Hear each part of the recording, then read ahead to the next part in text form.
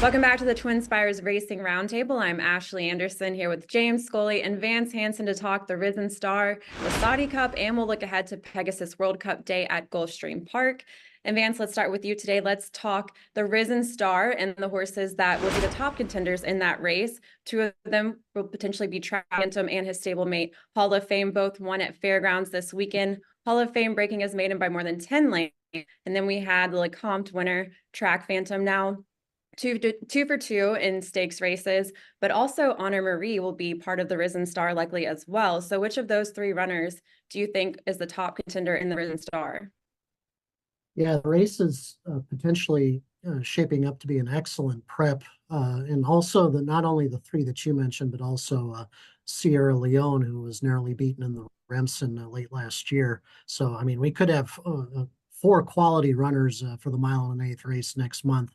I went back and looked at the race trends of the Risen Star going back to 2010, and it's interesting that the race has not been favorable to horses making their season debut, which will be the case with Sierra Leone and Honor Marie, nor previous stakes winners have done really well in this race either. The only previous stakes winner to win the Risen Star since 2010 was Gunrunner. So if both of those trends continue, I would have to think that Hall of Fame might be the horse to key in on in the Risen Star. He did run the 1.16 of his maiden, 2/5 of a second faster than Track Phantom won the Lecomte.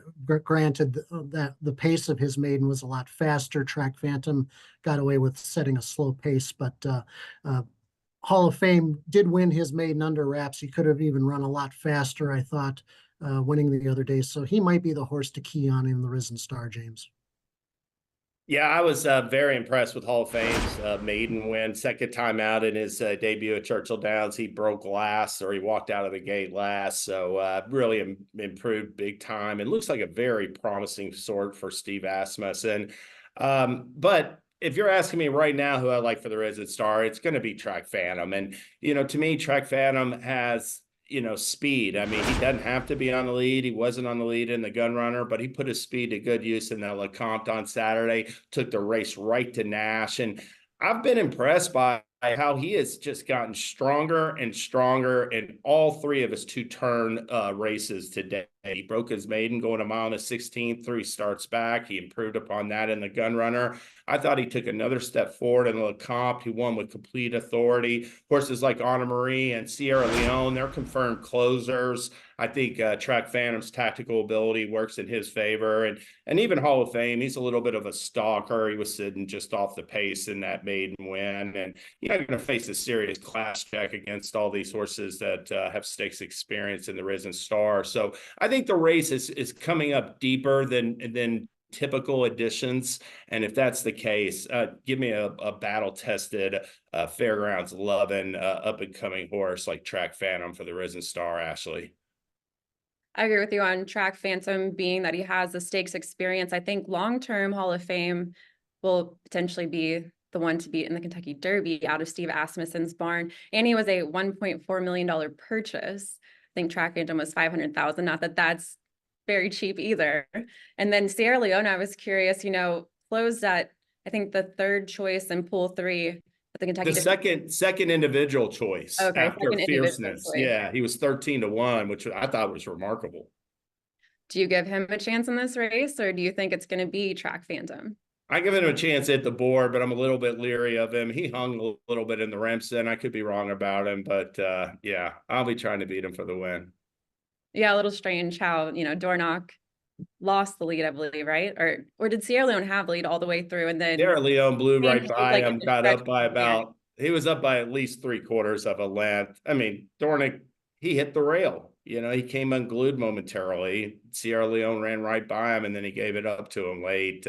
He's still learning. He's still got a lot of upside, but he's a one-run closer, so those types can be a little bit vulnerable sometimes in a situation where you've got a quality speed horse that could be dictating things up front. We'll see how the Risen Star shapes up from a pace perspective, but Track Phantom's speed is a definite asset right now. All right, let's talk about another runner that impressed at Fairgrounds this weekend, which was Saudi Crown for Brad Cox. And now he's pointed toward the Group 1 Saudi Cup. Do you think he's the horse to beat in the Saudi Cup, James? I like his chances in the race. I mean, technically, the horse to beat is going to be Wide Barrio. He's going to be favored off of his impressive Breeders' Cup Classic win. But Saudi Crown's a horse that really just came to hand in the second half of the season last year, missed the Triple Crown, didn't record his first stakes win until late September in that Pennsylvania Derby. And I thought he looked much better in Louisiana than he did in any of his races last year. I think he's taken a step forward as a 4-year-old for Brad Cox. I thought that race was super impressive. And I think the benefit of a tightener and that one turn, 1 mile and 8 distance in Saudi Arabia are going to play to his advantage. And I give him a chance to beat Wide Barrio and other fans in the Saudi Cup. Yeah, Saudi Crown, he's not the horse to beat, as you alluded to. White Barrio is going to be in there as well, but he's a solid second or third choice probably in that race. His stock and pounce style, I think, or White Barrio's stock and pounce running style, it has been the kind of the preferred one in the 4 runnings so far of the Saudi Cup, although there was a wire-to-wire winner last year. I guess my main concern with Saudi Crown, because it's a one-turn race, you know, I don't know if the horse is going to recognize that it's a longer race than he's used to running if it were in an American race around one turn. And so my concern with him is that he might set too strong of a pace and might not last the 1 1/8 miles in the Saudi Cup. But nonetheless, he figures to be a pretty tough foe to run down. And the track can be a little deep there too. They haven't run really fast times there over the last 4 years. So it's going to be an interesting pace dynamic for sure, Ashley.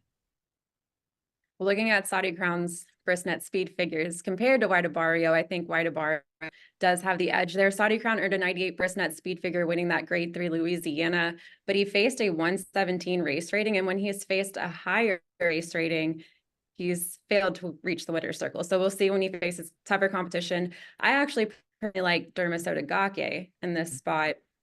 And, you know, he finished a length second in the Breeders' Cup Classic. 2 Wide Barrio won the UAE Derby last year at 1 1/8 mile, and then was third in the Saudi Derby at the Saudi Cup track. So I'm looking to a Japanese runner. Also, American horses have only won once. It's a short history in the Saudi Cup, but only won once with maximum security. So I'm looking to the Japanese runners. What do you all think? I know, James, you liked Ushba Tesoro ahead of the Breeders' Cup Classic, and he is pointed toward this race as well.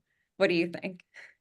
Well, I did like Dermasodagate's effort in the Breeders' Cup Classic off the layoff. I think that bodes well for him running well as a 4-year-old Vance. So I'd lean towards him if I'm looking at the Japanese runners. Yeah, I'm wondering if the distance of the Saudi Cup might be a little tad short for both of the Japanese entrants. I might be wrong about that. And, you know, they might be more effective in the Dubai World Cup a month later. We'll see, but they certainly add intrigue to already a fascinating race with White Barrio and Saudi Crown going. All right, and finally, let's talk about Gulfstream Park this weekend with the Pegasus World Cup Day card on Saturday. Vance, what are your early thoughts on the card? Well, the Pegasus World Cup turf got a huge boost, I thought, in quality and luster with the entry of the 4-year-old Coolmore filly Warm Heart, who was a multiple Group 1 winner in Europe last year. She narrowly lost to Inspiral in the Breeders' Cup filly and mare turf. And then she made her debut against males in December in Hong Kong in the Hong Kong Vase, ran third there.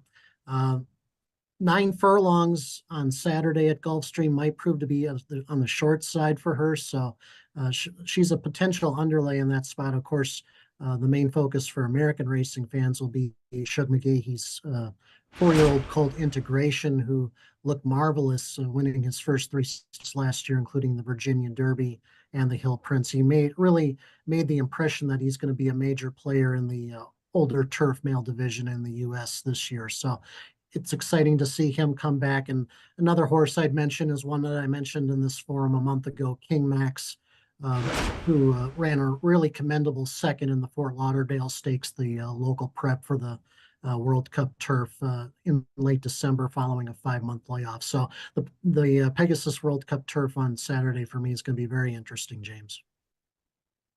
Yeah, I'm really excited to see Integration come back. You know, I'm a big fan of that colt for Shug McGahee. But I did want to mention the main event, the $3 million Pegasus World Cup Invitational.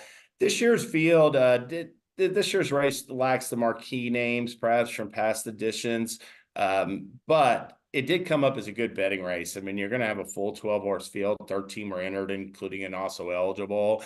And there's really no standout in there. Obviously, National Treasure, he'll get support for Baffert off of that nose second to Cody's Wish in the Breeders' Cup Dirt Mile. You got First Mission for Brad Cox off a head second in the Clark Handicap or Clark Stakes at Churchill Downs. Even Hoist the Gold, he enters on the upswing for Dallas Stewart, following a convincing front-running win and the Scar Mile Handicap. So I've taken a quick glance at the entire 13 race program. I thought the stakes races on that program, the last 6 races are all stakes. Most of the fields came up with like at least 10, if not 12 runners, a lot of competitive. It's a really good betting card. So I'm excited for this Saturday's Pegasus World Cup day, Ashley, as a bettor. Yeah, and Skippy Longstocking, a lot of times I fade this horse, but at the distance, I think maybe could be a upsetter in the Pegasus World Cup. Yeah, we'll see. He comes off a good third last time. He could Yeah. show more. So yeah. Well, real quickly too, I noticed that a little surprising, Chad Brown over 26 during this Gulfstream meet, but he has quite a few runners entered on the Pegasus World Cup day card, including I'm Very Busy and Adamo in the Pegasus World Cup turf. He also has Chili Flag and Fluffy Socks in the filly and mare turf. And I think maybe his best shot could be with Gerrymander and the Inside Information Stakes. That field came up with Intrepid Daydream, who I tend to fade when I see that horse in a stakes race. So I'm going to go with Gerrymander getting the win for Chad Brown, at least one win this weekend. Are y'all surprised at all to see that he's 0 for 26 at Gulfstream? Oh yeah. Yeah, for I am. sure. I am a little bit, but also on the flip side, I think he really does tend to concentrate mostly in New York, especially during the turf racing season.